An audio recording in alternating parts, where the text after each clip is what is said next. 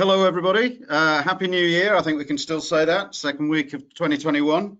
And welcome to GTN's first webinar of the year. Today, we're going to be discussing global equity considerations for a mobile workforce. Thankfully, I have three highly qualified colleagues who are going to talk to you about that, so you don't have to listen to me all day. Just some logistics before we get started. As attendees, and thank you for joining us, you will be in listen-only mode. We do have a lot of people signed up for today's webinar, so we couldn't have an open session, unfortunately. However, there is a way to ask a question. If you look on the right-hand side of your screen, you will see a question box. Please feel free to submit questions through that system. If it's a basic question like my screen isn't working or something, we'll try and get that sorted out as we go through the webinar. If it's a more in-depth question, we will look to address those at the end when our speakers have finished, and I will make sure that those are answered. If there are some questions that we can't get to today, just with time constraints, we will obviously return any questions that are asked that we don't get to today. We'll reach out to you directly to make sure you get a response. So thank you for attending, and now I will move on just to introduce you to our three speakers today. Delighted to introduce Lynn Carbo, Tara Hagan, and Mandy Zeman, three long-standing colleagues of mine here at GTN. Lynn and Tara are basically the joint heads of our equity solutions group here. Lynn and Tara look after the East and West coasts respectively. I guess they kind of meet in the Mississippi somewhere in the middle. And then Mandy is a manager at GTN who is another member of our equity solutions team. She has a lot of experience helping clients with mobile issues with relation to equity, and very much looking forward to hearing what they have to say to you today. What we're really going to cover today, as I mentioned, we have a lot of people signed up for the webinar today. Looking at the attendee list, it ranges a wide range of people, from people in the relocation business, equity professionals, people in mobility. So there are a wide range of people on the call today. We're going to sort of try and give a basic outline of what the issues are, some of the requirements that puts onto employers, and some unique things that we've seen in different countries while we've been working on this over the years. And then also moving into some strategies of how you can manage this as an organization. Now, with that breadth of people on the call, if there's something you don't understand, feel free to fire in a question. If you hear an acronym or something, sometimes we tend to speak in acronyms. Please fire that question in. I'll try and answer them as they go. If it's a more general question, as I mentioned, we'll look to answer that at the end. But again, if there's anything that you don't understand, please file in, and we'll try and address that as we go. With that said, I'm going to disappear now. I will come back at the end to hopefully answer ask some of the questions of the panelists. But with that, I'm going to pass on to Mandy, who's going to kick us off with some of the outlines of what the general issues are. Thanks, Mandy. Thank you. Thanks, Chris. And hi, everyone. So happy to be here today. I thought I'd kick off this section a little bit with a poll. Just wanted to get a feeling for what everyone would like to get out of the session today. So if we can put that up, great. So a couple of choices here. I'm keen to hear that I'm not alone with mobile workforce issues. I've got an audit notice and need help and insight. I'd like to brush up on mobility tax topics, and this is my midweek fun topic. So I guess for me, this is kind of a midweek fun. That's how I'd answer that one. Give everybody a few minutes to select a choice.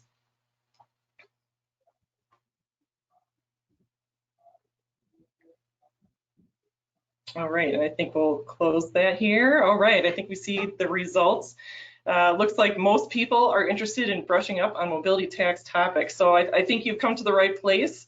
I think we're going to have some interesting stories today, especially with some technical topics that have to do with with equity. So thanks so much.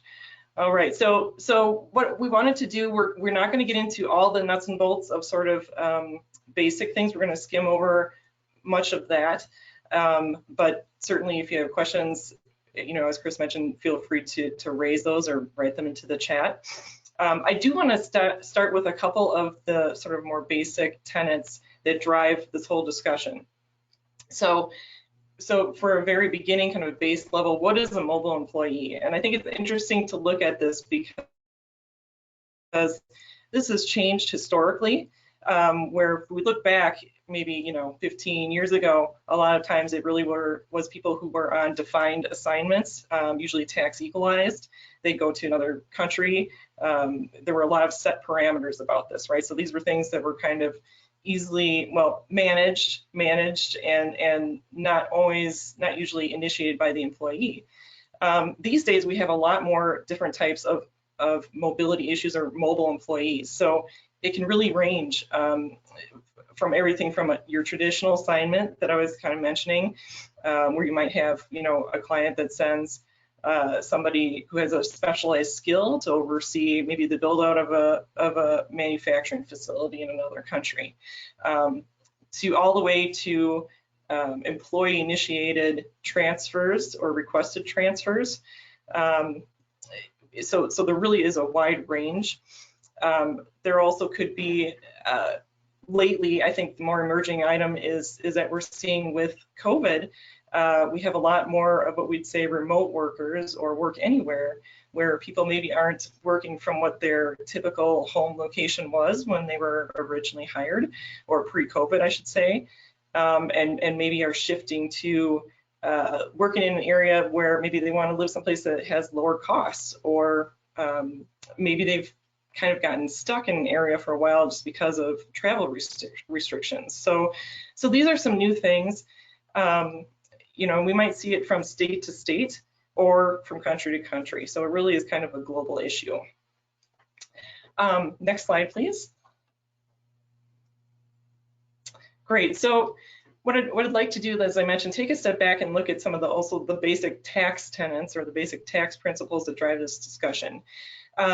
So one of the main items is that really each jurisdiction, whether it be state or country, is able to make its own rules for how it wants to tax individuals. So that can be sometimes an area where we get to a little bit of a tension when we have people who are crossing borders, combined with a couple of these other factors. So another one would be that most jurisdictions take a territorial approach. So that's kind of a default and generally accepted position that a state or a country might take. And meaning when somebody's a resident, if we think about where you have your home and sort of your center of vital interest or your business and personal life, you'd be considered a resident of that jurisdiction, and that jurisdiction will look to tax all of your income. That's how they want to treat residents, and that's kind of a generally accepted practice. But beyond that, there's also the tenet where the services are performed, so where the work location is, typically drives the source of income, and those jurisdictions want to also tax that income as well. So you can have a situation, or frequently have situations, where the location where services are performed is different from what the employee's residence location is. And that creates that kind of tension between maybe two jurisdictions wanting to tax at the same time, or making sure to shift as a person shifts from one jurisdiction to the next. So, and that's typical of any salary situation, any employee, before we even get to the equity piece. For example, I had a client that had actually an office location in Illinois and a manufacturing facility in Wisconsin. And they had a large amount of their workforce that was either crossing into Wisconsin, crossing into Illinois, but lived in the opposite state, and figured out, it kind of bubbled up that they had some irregular withholding practices going on. But as we looked into things, they had to address that, because they knew, for example, the person's home address might be in Wisconsin. They were working in Wisconsin, but asking for withholding to Illinois and things like that. So there are really areas where companies need to look at that just from a basic perspective. So when we look at those source of income items, and then we shift and add equity on top, equity with the multi-year earnings component can really add a little bit of complexity. And so that's where Lynn is going to take us forward with getting into some of those added layers of complexity for equity. Great. Thanks, Mandy, for setting the table for us. We want to get some audience insights with another poll. So here we have a fact pattern with an employee on March 1st, 2020, who lives in the United States and was granted an award with a 2-year vest. September 1st of 2020, they've relocated from the US to France. And fast forward March 1st, 2022, they're living in France and the vest occurs in France for this RSU, restricted stock unit. So we'd like to get your insights as to what your current state is. Do you, based on such a fact pattern, currently report 100% in France for all income and social purposes? Report partially in the US and partially in France? Report 100% in the US as the country of grant? Or we don't have enough information? So if we take a few moments to gather some insights, we'll take a quick peek.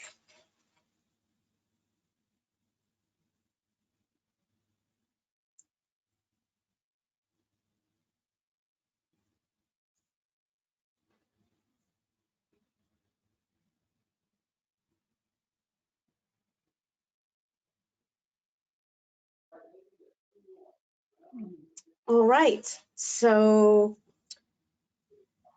pretty split between partially in the US, partially in France, and we don't have enough information. And interestingly enough, in the tax realm, often we're asked a question, and such as this from a client, and we'll say, well, we have a few more questions that we need to have you answer in order for us to give you an assessment. We don't know what the state of origin is for this particular employee. We don't know if they're a US citizen or a different visa holder. So those types of things are going to impact how we review and assess their particular situation in order to give the guidance that is necessary to address such a relocation. So as we're starting 2021, we see that the world shifted, went sideways. As Mandy mentioned earlier, COVID had an impact on the workforce as a whole, and that leads to mobile implications and issues. So we have, in this era of a mobile workforce, we have employers who need to be compliant with the reporting obligations, equity being one of those components, and employees who want to maintain their awards and have that as a value to them and an appreciation for the impacts their movement may have on that particular compensation component. So we'll share a few more stories. If you'll switch to the next slide, please. So an interesting story, one of my backstory in being involved in supporting clients with this issue from an equity perspective was a company that had a small population for US outbound expatriate employees, and they had an RSU program that was a quarterly vestings. And they also had annual awards, and they had awards that were various higher dates, anniversary dates, and some business unit awards. So as Mandy had mentioned, as an formal expatriate employee, initially the mobility is easily understood and managed. In many cases, companies comply via a shadow payroll. So they're able to comply with the reporting and withholdings as part of that shadow payroll compliance in many cases. As the company grew and they had more permanent relocations, self-initiated moves, the company took a step back and said, whoa, we have a lot of movement. We're doing this manually. We should look to see how we can make a process and get some data in place. So our team worked with their team, mobility, their equity and payroll in order to establish processes and do more proactive planning in order to be able to support them in their various jurisdictions and the requirements. And that's an evolving process from a global perspective, and one that we look forward to helping other companies with. And our next slide, please. And then, as we said, employees. They're receiving this component of compensation, and that sometimes is impacted when there are withholding requirements, especially in unknown jurisdictions. Mandy, I'll ask you to share that one interesting story that you had with a client that stresses the importance of communications in order to make certain that employees have an appreciation for what is happening, what will be happening up front. Yeah, exactly. So I did have a client who I think they were a little bit new in the space, and their stock started to increase in value, so their equity compensation was really becoming quite valuable. We received a call from one of the employees saying he actually logged into his brokerage account and looked and knew his RSU was going to vest that day, and it showed that they were going to withhold 110% of the value of the vest of the compensation for that day. So he was not so happy, and so we got involved with trying to help him, trying to assist a little bit with communications around, I guess, with the company to employees who were in his situation, who had crossed borders. He had been in the U.S. and the UK. They, kind of combining the two maximum rates they were applying, it took it over the value of that vest. So, they worked with the company, not only with communication to the individual, but also looking at ways that this could be managed to kind of you want to keep that incentive compensation still an incentive for the individual, but also explain to the individual sort of what to expect. Here are the rates, and here are the sort of mitigation efforts that could be employed to keep it to a reasonable level that the company's withholding obligations are covered, and the individual understands what those are and why. Thanks, Mandy. Yes, employees, we want to make sure they have an appreciation that their employer has these obligations in multiple jurisdictions, and that often runs contrary to their cash flow and the appreciation of that award for them. So communications are key. And our next slide, we look to numerous global risks, hotspots around the world. There are so many stories that people have probably experienced. I know we've experienced stuck travelers stories. Just from a base compensation perspective, I think the implications of future vests still needs to be reviewed and assessed and determined as to what requirements will be, perhaps from a post-reporting, but going forward, what's going to be, what are the requirements going to be? Tax authorities have gotten a greater insight into tax issues and the mobility of the workforce.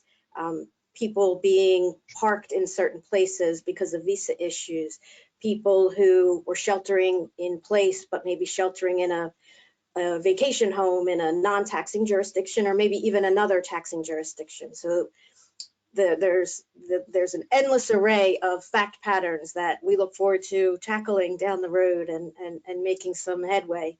But interestingly, Singapore creates some various planning needs. And in general, Singapore is an assessment-based tax system. So there are no withholdings on base salary or any other salary components such as equity. The Singapore authorities are keen to track the equity awards that are granted to individuals who are resident in Singapore. So we had a client who informed us that they were working, their Singapore team was working for the departure issues for an individual, and it came to light that this individual was a US person and going to be relocating to the US. They were hired without knowledge of the US mobility team. So his obligation for his tax clearance from Singapore required all of the awards that were made to him while resident in Singapore, not yet vested, to be subject to what's called a deemed distribution tax. So the Singapore team calculated the tax that was due on this unvested equity, and that amounted to $70,000. Now, he was a high-level executive, didn't anticipate this, or didn't have knowledge of it, that he was due to pay this right before his exit. So the company arranged to enter into a loan agreement with him that was executed so that the company would make the advance loan payment to the Singapore authorities and the individual would repay the foreign tax credits that resulted in the filing of his subsequent tax returns, which took 3 years to accomplish. And in Tara's case, she had a client with a similar fact pattern, not as big dollar numbers involved, but when an employee is now hired with that particular company, they make certain that any non-Singapore national is offered a tax consultation so that they are aware of the obligations upon their departure from Singapore. So communications, again, so important, and we want to make sure that we advise those companies and the individuals that will be impacted down the road with such an issue. And we'll move on. We'll close out the global looks, and as Mandy had mentioned, there are so many issues from a U.S. perspective that result in mobile reporting requirements for companies. So in this case, we'll look at a question to get a sense for what you're doing currently in light of the 2020 that went sideways, and we're looking forward to 2021. So are you now reviewing multi-state reporting compliance? Yes, we are reviewing now reporting in any worked-in state. Yes, we are reviewing how to report multi-state reporting. No, we don't need to change our reporting. No change, we already report for multi-state purposes or not applicable. We appreciate getting some of your thoughts on what you're currently looking to do from a domestic side.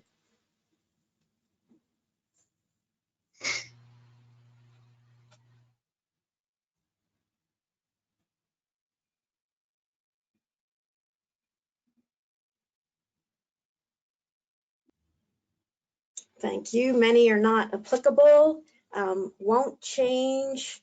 A good percentage currently reporting in any worked-in state, so that is good to hear. I think states are becoming more savvy, more contentious amidst some of the states, as has been in the news recently. So in this particular fact pattern, we're looking at a California to New York case where a company, California-based company that offers stock options to their employees, principally all residing, working in California. And as 2020 proceeded, the company was getting insights into the fact that people had moved. They were going to their mothers in Texas or going somewhere else outside of California to hunker down and shelter somewhere other than California. And that brought to light the issues that the company would need to address, because their current state process would be to report the exercise at the time only in California as the award location.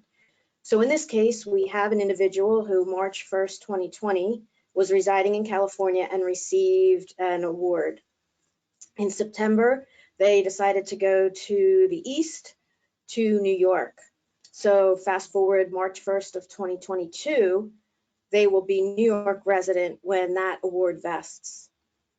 So we will have an obligation to report for California and New York purposes, and working with that company to get compliant in that regard.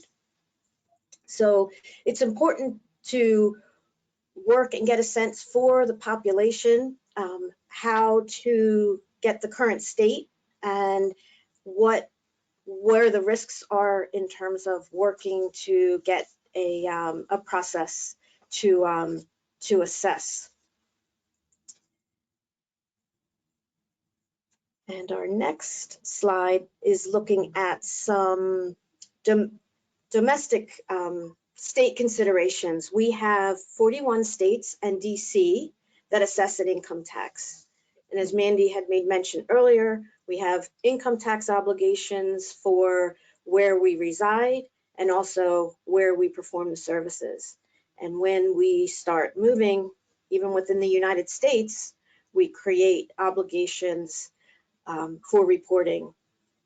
And as the states are keen to make certain that they get their fair share, they'll expect employers to be doing the due diligence to maintain the reporting and withholding for the salary, as well as the supplemental bonus and equity components that are often attributable to prior years and multiple years.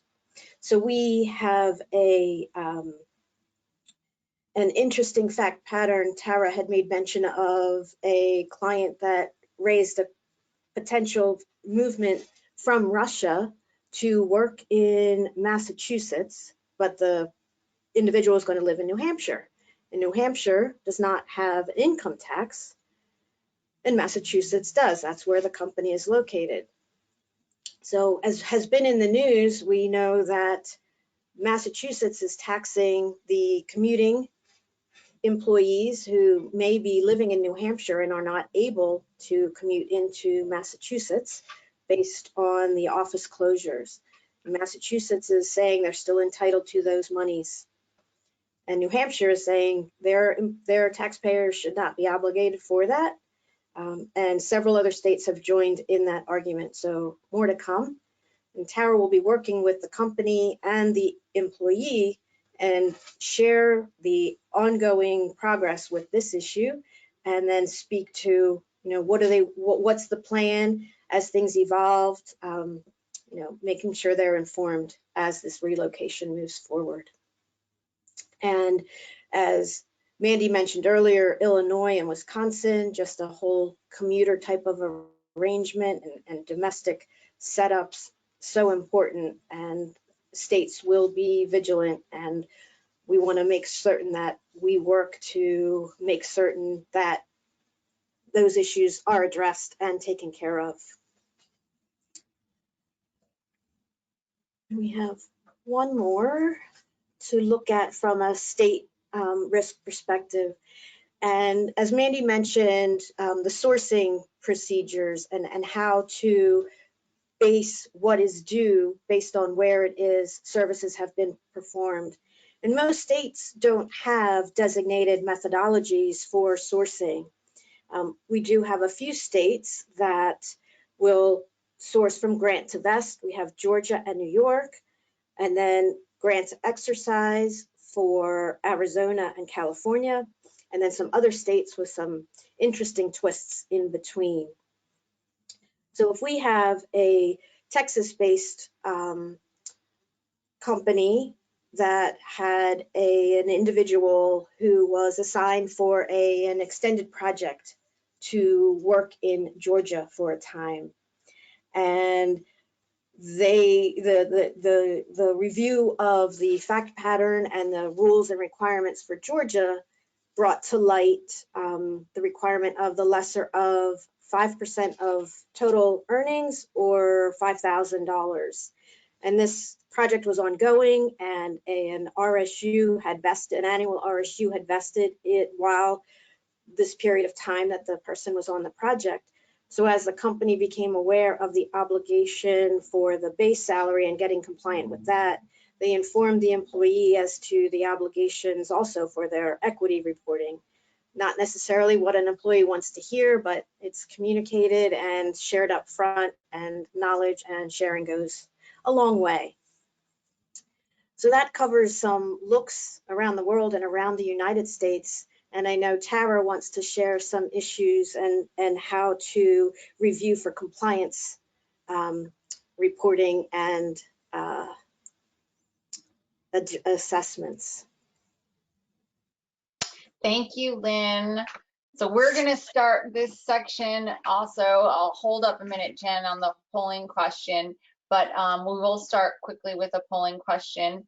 Looking at how, given all of this, given what Mandy and Lynn have shared about the tax issues for mobile employees, how are companies tackling it? What are we seeing with our clients? And what are you doing?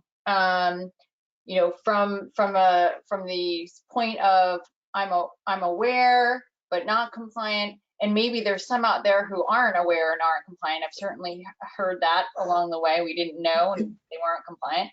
But aware and not compliant, because now you've been in this session, so you're at least there.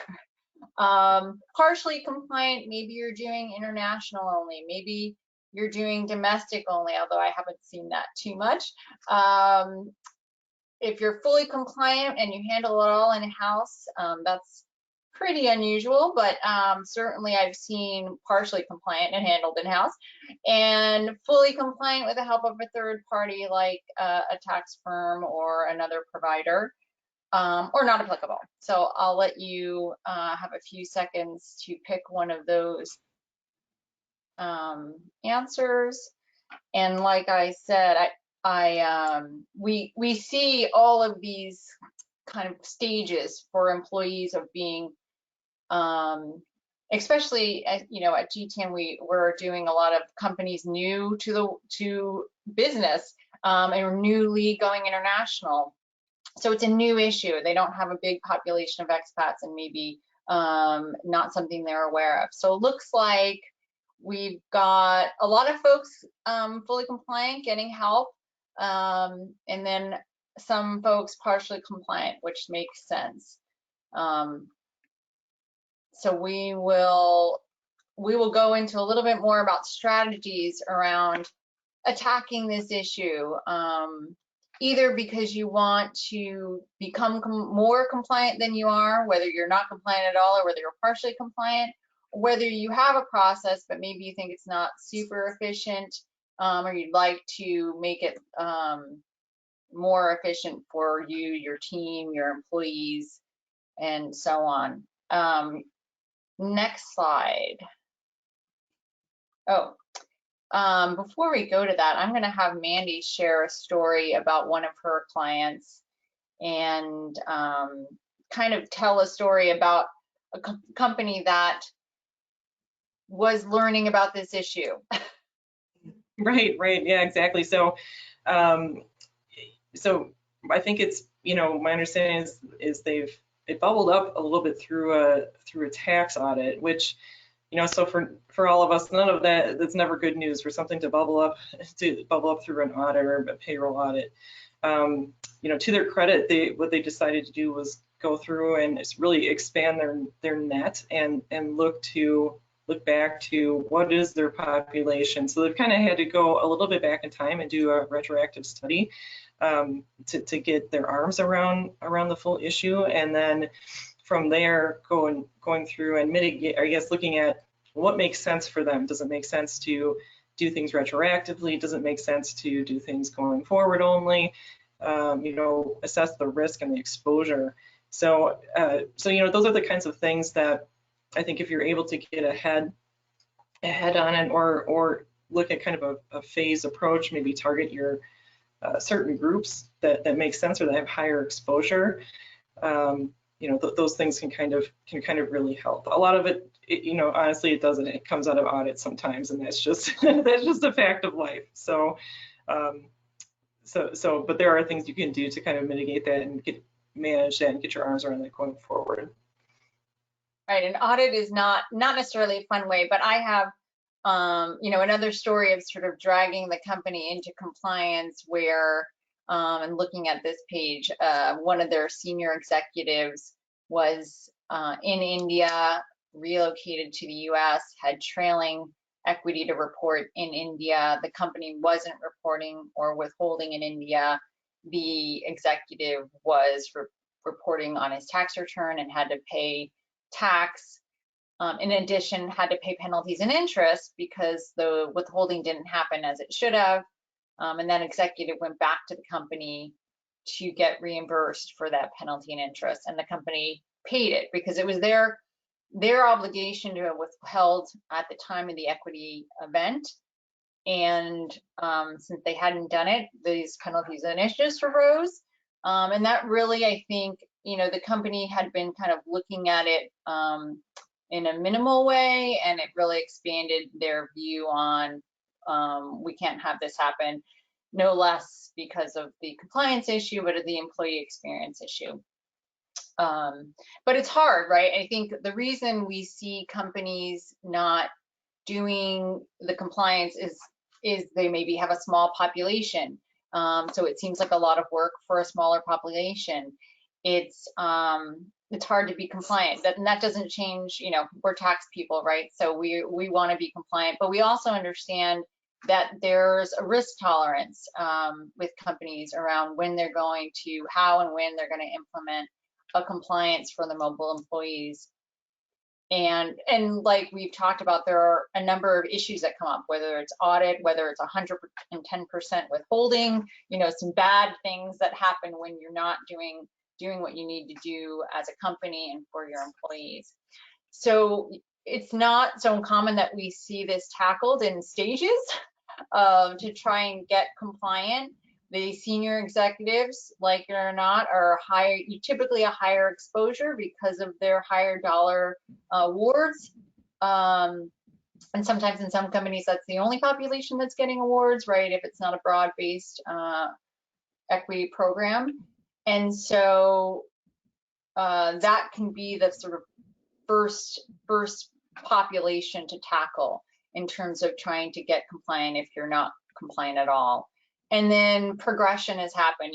I think probably the more common situation is, yeah, we're doing those assignments because those assignments already have a home country and a host country payroll that's been set up for the assignment. So those are easier to tackle. And then when you get to the relocation regular moves, sometimes it gets a little harder because maybe the home country location's payroll has stopped and now they're in the host country payroll, but you're going to have to keep them both open to report in both jurisdictions, which in some places is harder than others. So that can be a little more challenging and something that kind of happens in the next stage. And as we go down, I think the numbers either go down because of the dollars or because of the amount of days that somebody's actually in the other country, like in a business traveler case. It can be hard, and that's what we hear. I know Lynn talked about it earlier of a company we are working with that is only reporting in the grant vest state for options. So if somebody moved from California to New York, going back to that example, they would have only reported in California where the grant happened and nothing in New York. Well, New York's definitely not going to be happy about that. We all know that. So we can go to the next slide and start talking about a little more about addressing these issues. And, just like everything else in global mobility, it takes a village. It's never just the HR department or just the payroll department or just the equity department. The team has to kind of work in concert. There's like communication there. And sometimes that can be driven from your team, from the equity team, or sometimes that can be driven from the HR team. But in any case, or even from, a third party vendor that kind of gathers the stakeholders at play. In any case, I think it's critical to have that communication, because usually the HR people are the people who know where your employees are. Hopefully, I know that is something that can be varied, and there's always the stealth employees, but usually those are the ones who know. And what we usually see are companies hopefully in their equity systems can tag somebody as mobile. So now they've got them in the system and they probably found that out from HR. I've also seen where companies get, or equity departments get a monthly report from their HRIS system with a move information or change of address information, and that may be part of their process and finding out where people are and how you're going to be compliant in the jurisdictions they're either living in or working in, as talked about earlier. I had a recent case with, very recent case. So this employee was hired in Singapore in February 2020, and they started their employment in March. Their home country is Australia. They went back home because of the COVID issues, and they couldn't leave Australia. After going back to Australia, they couldn't come back into Singapore because of Singapore's travel restrictions. So now he's a Singapore employee sitting in Australia with a Singapore employment pass. His immigration is set. Of course, he's got a Singapore contract and his awards were granted in Singapore. And he was a senior person with a reasonable number of awards. But now he's been in Australia all year. I mean, you know, as the months and days went by, it was like, oh, is he going back? Is he going back? He isn't going back. He still hasn't gone back. But he will, you know, then we were starting to look at, okay, do we need an Australian contract? They start an Australian contract and end a Singapore contract, then Singapore is going to say, oh, tax, you're departing. Lynn talked about the departure rules in Singapore. You're departing. That means we're going to tax all your unvested stock. And this wasn't a happy answer. So, you know, the equity team brought up, can we cancel these awards? You know, that was a no-go. No way to cancel these awards and start over. Like, let's just pretend it didn't happen. Not achievable. So we had an interesting dive because the Australian team was shocked to think that the Singapore would tax the awards. They thought it's all Australian source. Nearly all his work days are in Australia. Back to Mandy's sourcing and conversation. In this case, our team has applied for a application to Singapore to be treated as a non-resident under 60 days, sort of a de minimis rule.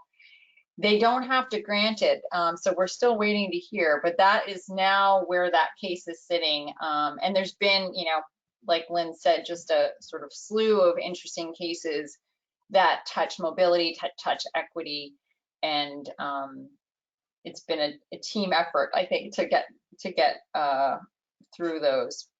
The next slide is talking about our favorite topic, payroll.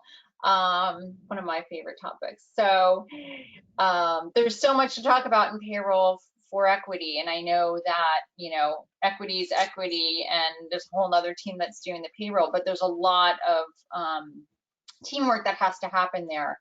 One of the, you know, the rules at the bottom there about deposits, talking about the one-day deposit rule in the US, basically requires companies who have a deposit liability for all employees that exceed 100,000 need to deposit that by the next business day. And more often than not, that happens either when the bonuses happen in March or an equity event. You know, if you have a regular sort of quarterly or frequent equity event, those accumulation of awards will erupt that going over if you aren't a company that would have normally gone over that limit. So that's something that's really the payroll requirement, but the equity team, you know, will know it's coming. So certainly payroll team will be interested to know when those vest dates are, so they can be prepared. And one of the other favorite topics in payroll is withholding rates, and we know there's a lot of options on how you could withhold. We're going to do a polling question to kind of see where our audience is on their method of withholding. Let's see if that polling question can come up. So what method of withholding do you use for your most prevalent equity award, whether it's an RSU or a non-qual, whatever it is? And we missed having a not applicable here, but we'll see what people say.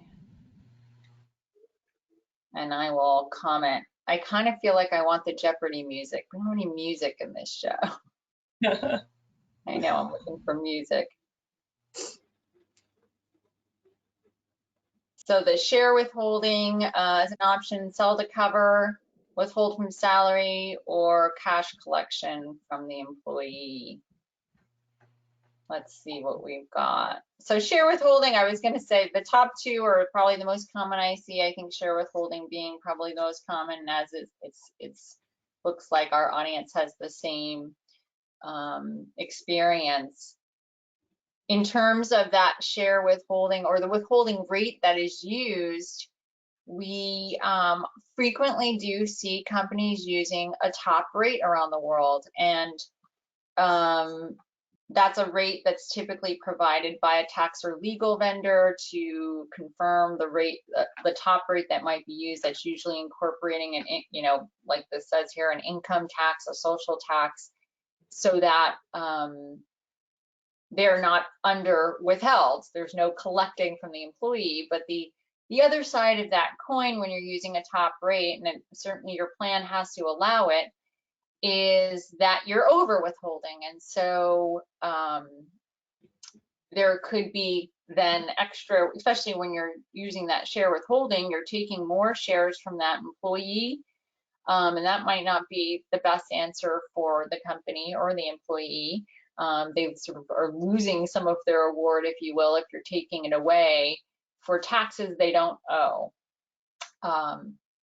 And so we do see that a lot, but the other part of it is back to payroll. If you've over withheld at say 55%, the employee only owes at 25%, you've got a 30% over withholding difference, and that has to come back to the employee in a reconciliation at payroll.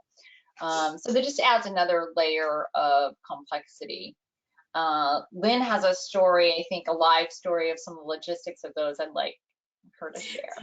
Right, Tara, we have a company who will do the adjustment. We had one individual employee who was a local hire US person in the UK, and he repatriated back to the United States before a relatively large vesting. And when the withholdings had been applied and the share rounding in order to account for the fractional shares, that adjustment had been based on the company's decision and our discussions to the jurisdiction that had the higher percentage of the transaction reporting and the taxes. So that went to the UK. Well, when the company was assessing how they will remit the monies back to the employee, he had already closed his UK bank account. So that's a challenge that if the company has a means to get the funds to the employee, typically by the payroll and the remittance to the account to which they used to pay his direct deposit, that's no longer there. That's going to lead to delays in getting the monies to the employee. So oftentimes with communications, we try to stress that there's a need for bank accounts to remain open so that the tax returns for subsequent years, when they're completed, the tax authorities can make a direct deposit to an existing in-country account. But with the banking rules, often there are challenges in not with non-local taxpayers holding accounts in certain countries. So I know that's an issue. So things to be reviewed, discussed, and communicated so that everybody is apprised and understands what could happen with respect to the rates that are used in the in applying the withholdings. Thank you, Lynn. I know, other than the top rate, I think I've seen rarely companies gathering a rate per person per country around the world. That's a lot of administration going to your local entities.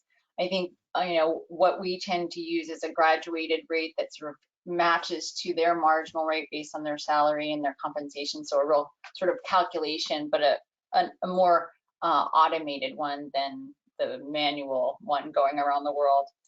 You can go to the next slide, talking about how to get started and what, Tara, sorry, just to give you the heads up, we've got 10 minutes left. We do have a few questions come in, so okay. we just wrap up in a couple of minutes, and then we'll look to address questions. We'll do it. All right.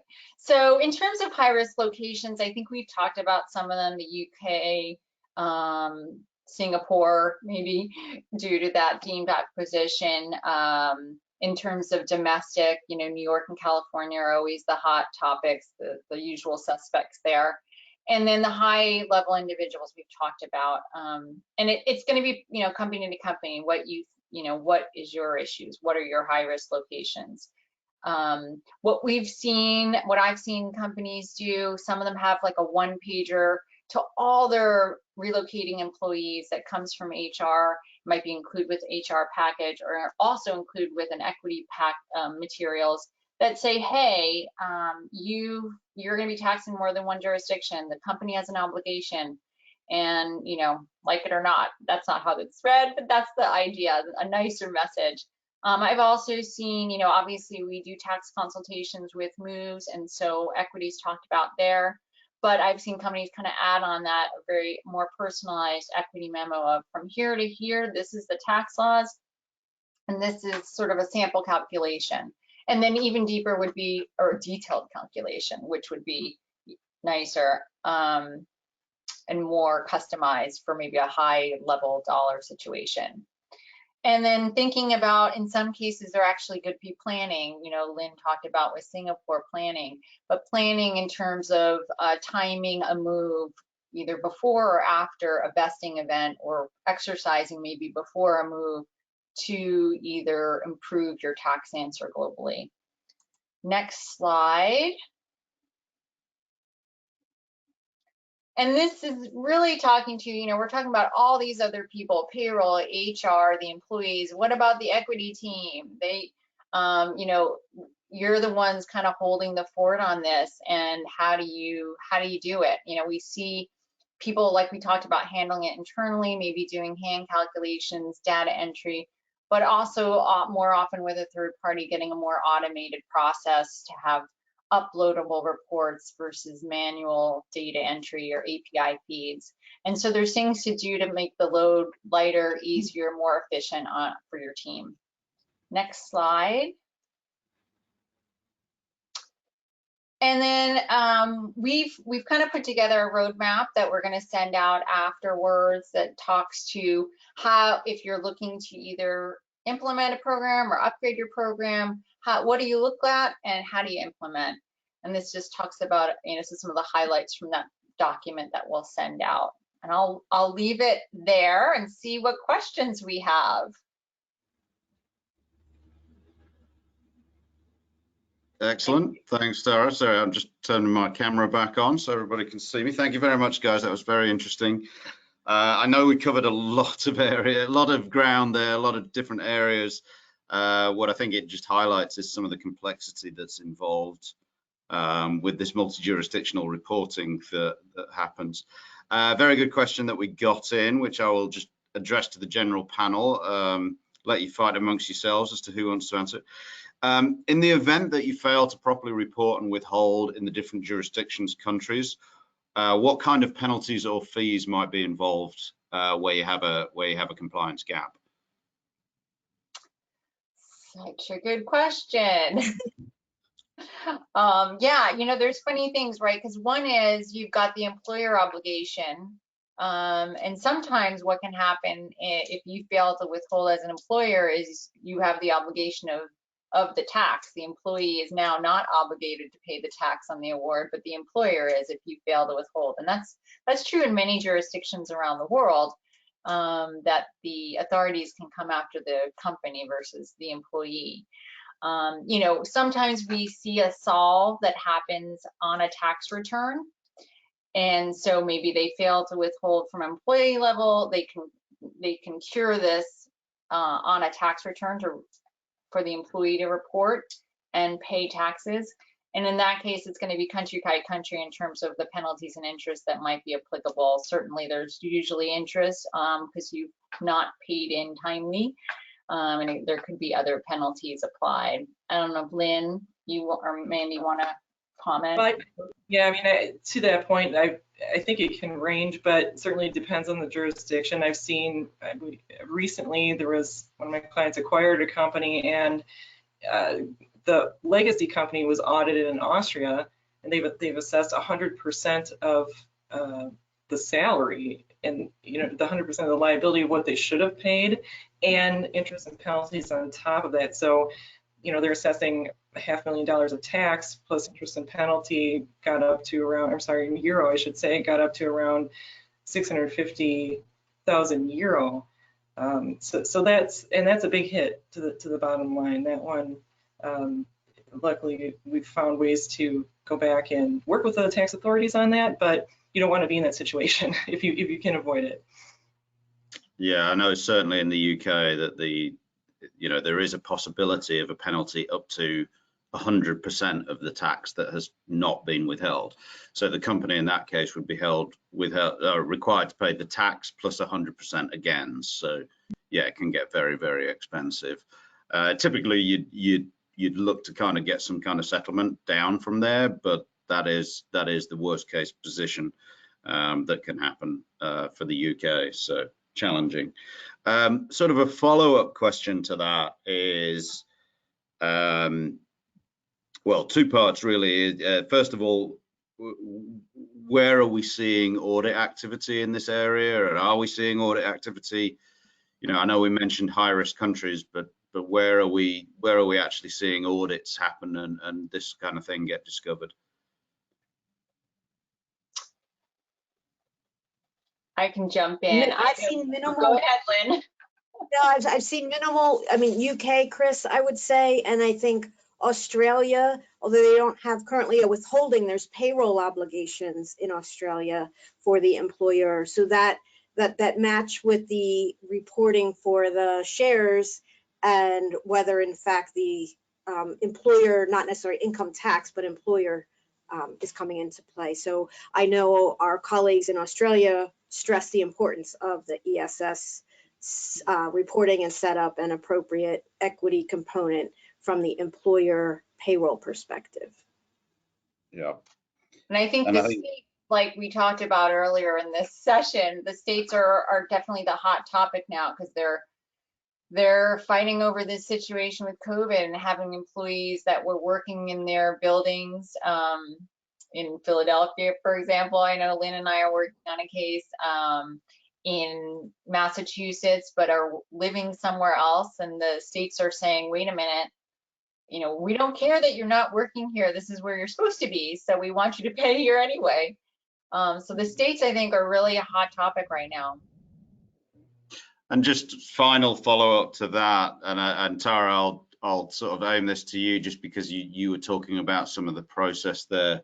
I think some people might be watching this thinking, well, have the rules changed? Is this new? Why are we talking about this now? What has changed over the past few years that this is now getting more attention? Yeah, I don't think the rules have been in play for sure for years. And I know Mandy and Lynn have been doing this work for years too. I think a couple of things are impacting it. One is technology. One is just the world getting smaller and countries around, it's the same as tax, countries around the world being more efficient at tracking these things and finding out who should be paying tax in their country. And the states, this COVID situation has elevated that issue from a state US domestic perspective. I think, again, like we see, there's a sort of road of compliance that you do, sort of the biggest hits, and then they're just kind of happening now where some of the lesser, what we used to think as lesser known are not lesser known anymore. It's just technology lets it be known. Yeah, absolutely. Or I was going to say too, I think a lot of things, there can be a change in just the growth of your company where you've started at a certain spot and now your equity, your stock is very valuable. Maybe it's grown a lot because of the COVID situation. Some companies are in that position. So, you know, tax authorities are keen to that too. They say, we see that this is growing and we'd like our share. Indeed, indeed. Well, let me wrap up there. We are right on time. So Lynn, Tara, Mandy, thank you very much. Excellent job. I think we covered most of the questions. We'll double check everything as we go through, but thank you to our attendees, and everybody have a great day. Thank you very much. Happy New Year. Thank you. Bye, everybody. Thank you. Bye.